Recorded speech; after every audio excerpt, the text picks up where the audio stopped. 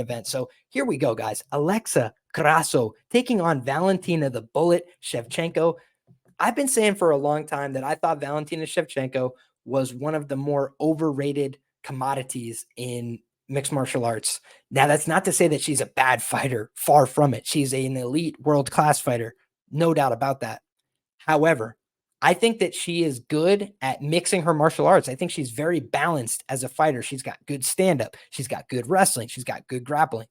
I think people think of her as having, the best wrestling and the best grappling and, being, head and shoulders above her contemporaries in those areas. And that's never really been how I've seen Valentina Shevchenko.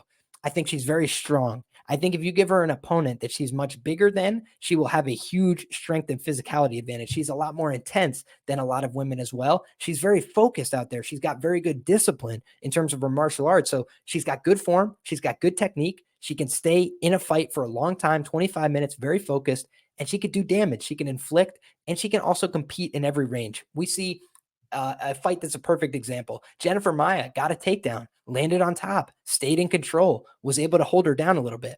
But then Valentina Shevchenko was able to do the same thing to Jennifer Maia in return. She was able to get takedowns. She was able to get on top. She was able to leverage her top game to be much more effective when she was in those positions. So I think that Valentina Shevchenko is not a fish out of water in any position.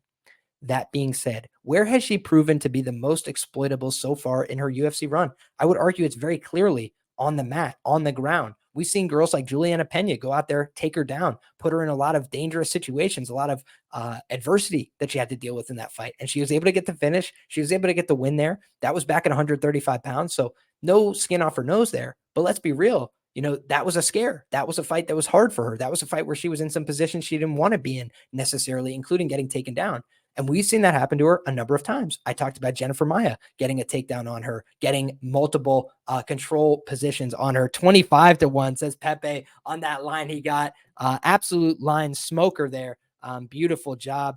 And I think that Grasso, she offers a lot of good skills as well. And we'll certainly talk about those. But we'll close the door here on Shevchenko by saying, listen, you look at Shevchenko and what she brings to the table. She's got good kicks, very good high kicks. She's got functional stand-up. So her boxing, I wouldn't say is anything to write home about. But when paired with her kicks, when paired with all of her other attacks, it can be effective. But she does a lot more kicking, low kicks, kicks to the body, and then those kicks upstairs as well. We saw Jessica Ai get put to sleep. So Valentina Shevchenko can definitely land those big shots. But the split decision against Talia Santos, that was another fight where her grappling was audited, where it was tested, where her physicality proved to be diminished relative to somebody like Talia Santos, who seemed to be a little bit fresher and a little bit more physically imposing and dominant. I feel like a lot of what I've seen from Valentina Shevchenko is a gradual but noticeable decline over time. The Lauren Murphy fight was a really easy win for her. That was kind of a gimme type spot, excuse me.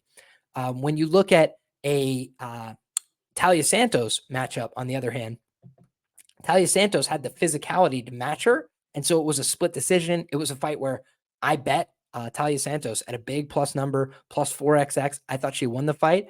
If she didn't, I thought she competed very well. I thought she lost at most 3 rounds to 2. So she won 2 rounds pretty cleanly off Valentina Shevchenko with her wrestling and her grappling. And I think that's really important to note. You look back prior, the Jessica Andrade fight, that was a gimme, guys. Jessica Andrade is too small. We've seen her get audited now by several people in the wrestling, the grappling, and the striking between 115 and 125 pounds. So definitely a world-class operator. But Valentina Shevchenko just had too much size, too easy and clear a path to victory. She got her to the mat, and she was able to finish her there. But Jennifer Maia was able to compete with her in the grappling. Talia Santos able to compete with her in the grappling. And Alexa Grasso last time out was able to put her away with the grappling, not just compete there. So Alexa Grasso, what does she do? She's primarily a boxer. That's what she likes to do. She's mixing in her low kicks. She's starting to work on her well-rounded kickboxing game, but her tendencies on the feet are those of a boxer. I felt like she was a little bit too timid, a little bit too tepid with her output and her volume against Shevchenko at times in their last fight. I think that was what had led to her potentially being behind on the scorecards there. But I also think that this is a kind of spot where Alexa Grasso showed in her last fight she's dangerous. She can get finishes. She can hurt women. And she could surprise people. I think she's got fast hands. I think she's got a pretty good amount of pop zip on her punches, especially for WMMA standards. I think that her submission savvy is really nothing to sleep on. Let's look at Alexa Grasso's recent results. And I could tell you guys, I was there in person, UFC Columbus. She choked out Joanne Wood. She looked phenomenal while doing it. Joanne Wood was a gimme type of spot and a gimme type of opponent, but she actually went out there and did the job and looked really good. So wanted to give her that credit. Against Macy Barber, guys, I bet Macy Barber. It's the only time I've ever faded Alexa Grasso in the UFC, bet it at plus money. Thought she might have lost the third round there, but you know what Macy Barber is? Very physical, very, very dominant physically, especially for these WMMA positions. And she wasn't able to dominate Alexa physically until the latter portions of that fight. And I do think that Macy Barber, in terms of physicality, not in terms of technique, but in terms of physicality, would give Valentina Shevchenko a lot of issues. I don't think Valentina Shevchenko is easily bullying around a girl, like that either. So when I look at this on paper, I say to myself, man, the Carlos Esparza loss, the Tatiana Suarez loss, they seem to have taught Alexa Grasso a lot. She works on her grappling constantly. Diego Lopez, the talk of the town, he submits Gavin Tucker, a BJJ black belt out of Renzo Gracie. Very good school, very good affiliate. Gavin Tucker had nothing for him, right? And Irene Aldana, she obviously is the older of the pairing. She looked like she laid an egg out there in her last fight, but she also has made, leaps and bounds improvements on the mat. So she went from being very bad to being passable on the mat, not getting finished instantly by Amanda Nunes, these kind of situations. But I think of Alexa Grasso as a girl who's continuing to develop her skills every time out. She seems like a very humble champion.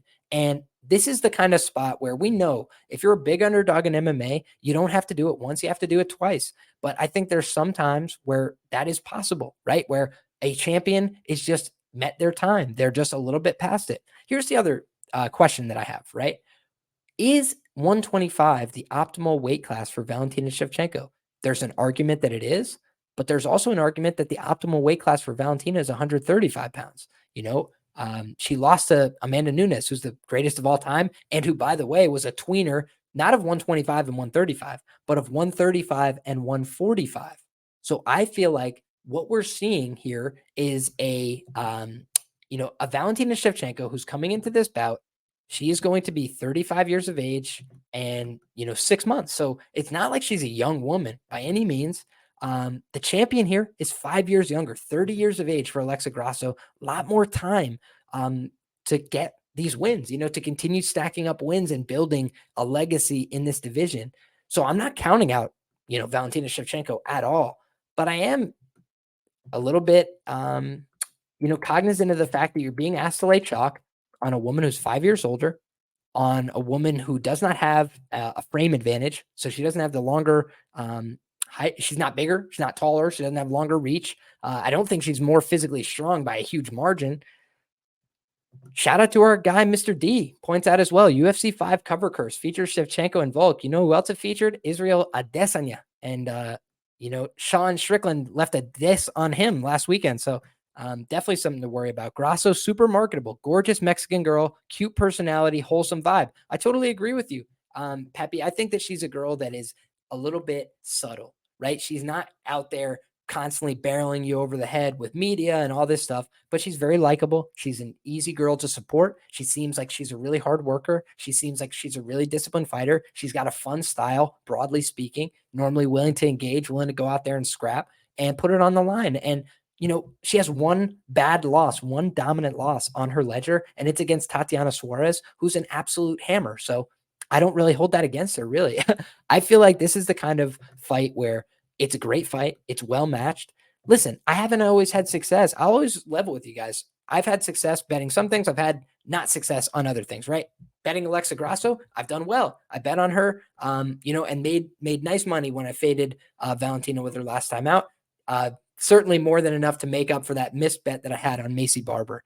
And with Valentina Shevchenko, guys, I've been looking to fade her. So I faded her against Talia Santos. I faded her against Alexa Grasso. But now it's back to the well with Alexa Grasso at a way less,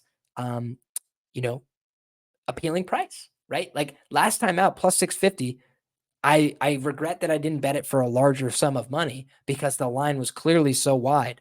However, that doesn't mean I should force myself back into action here. I'm curious where this line will end up. This line has seen a lot of movement. Let's see where it opened up at. Valentina Shevchenko opens a minus 275 favorite on Bet Online, and that was back in August. Now we're looking at a minus 165 price. So this has been running all one way so far towards the Alexa Grasso side. It seems like it met resistance at the minus 150 tag and started to run back up to that minus 165 price where it's settled out at for the last few days. But I think that this is a kind of fight where I'm curious to see where the line ends up. I think it could continue to move significantly in either direction throughout fight week. I think that the Valentina Shevchenko love is out there. I'm hearing people that are very bullish on the Valentina side that think it's the greatest buy low spot in the history of MMA and all these things. And I get it. I understand where they're coming from. If you look, Amanda Nunes lost to Juliana Pena. They rebooked the fight. Pena closed like plus 200 or something. And Amanda Nunes looked like a minus 1,000 favorite. So it's not to say that these rematches, we haven't seen it, where the champion was off that night. But did that look like the champion being off that night or Alexa Grasso capitalizing and really finding her opportunity? That's what it looked like to me. So for me, I don't want to get bogged down into a position here, but I do think that this is a fight that kind of reminds me of another UFC stunning title upset, right? Which is Leon Edwards and Kamaru Usman 3, right? And most people don't know that they fought the first time, so that's okay.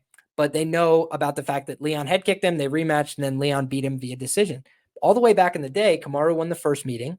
Then they ran it again, and Leon got the win via head kick knockout. Then he got the win via decision. This is not a trilogy, right? This is a rematch. So maybe we're in store for more chapters of this story. But typically speaking, I think that champions tend to struggle to cut weight as they get older. And at 35 and a half, Valentina Shevchenko cutting back down to 125 against a girl who just beat her, who's only getting better, who's 5 years younger, who's the same size or getting bigger. And the crowd is going to be wildly behind her, you'd have to assume. So when I look at those factors, when I look at that kind of milieu, it does make me lean towards Alexa Grasso. I liked her last time out. I picked her last time out. I picked her by submission last time out. I think I had round 3. It was round 4. So kind of had a good read on this fight last time that it took place. And I don't know what to make of this one. I kind of feel like it's going to go to decision, right? Like that's what I was leaning into with that Leon and Usman comparison. It's hard to finish a great fighter multiple times in a row, especially when they know what you're looking for. And shout out to our guy, Eric says, feel like a decision prop might be the way to go. Shout out to that. My bankroll is much appreciative to Leon and Alexa. I'm right there with you, brother. Two big underdogs that came through in UFC title fights. And that's why I was saying last week, I didn't get there with the pick. And I will say, square pick by me on Adesanya. Whole world was on it. No problem there. Admitting that was wrong for me. But I will say, you go back and listen to my analysis from last week. I said it every time. The money line side was Sean Strickland because he had more fights. He was the younger athlete. It was a UFC title fight. I said, you're not going to get wealthy laying minus 700 in UFC title fights. And that is what we're pointing out. And so Zen Monkey is on the right idea here. He says, is 35 years old also. I think he's 34 and a hook, maybe 34 and 3/4. But brother, I'm right there with you. And that's the other regret that I had coming out of that weekend. I always say, I'm willing to take multiple shots in a row to try and fade the champion when they lose. And I did that, with Valentina, right? I faded her against Talia Santos when everybody told me I was an idiot. And then I faded her again with Grasso and I got the win. So my willingness to keep going back to the well and fading the champion paid off for me there. Whereas I didn't do that with Izzy this time. And I should have, right? I did it with Kamaru. I did it with a bunch of other champions when they're 34, 35. I start fading you. I start waiting for you to fall off that precipice. And unfortunately here, I just missed the ball on that. So something I want to take into account as I come into this fight. 35 is like a drop-off point, guys. It's just very hard to sustain athletic excellence at the world class level over 35 years of age. So with that being said, guys, let's move on to the next fight on the card here, because that main event is fascinating and it's going to require more work, more due diligence for me, more tape and more research. But I'm fascinated by it. I'm excited for it. And I'm leaning towards the underdog, Alexa Grasso.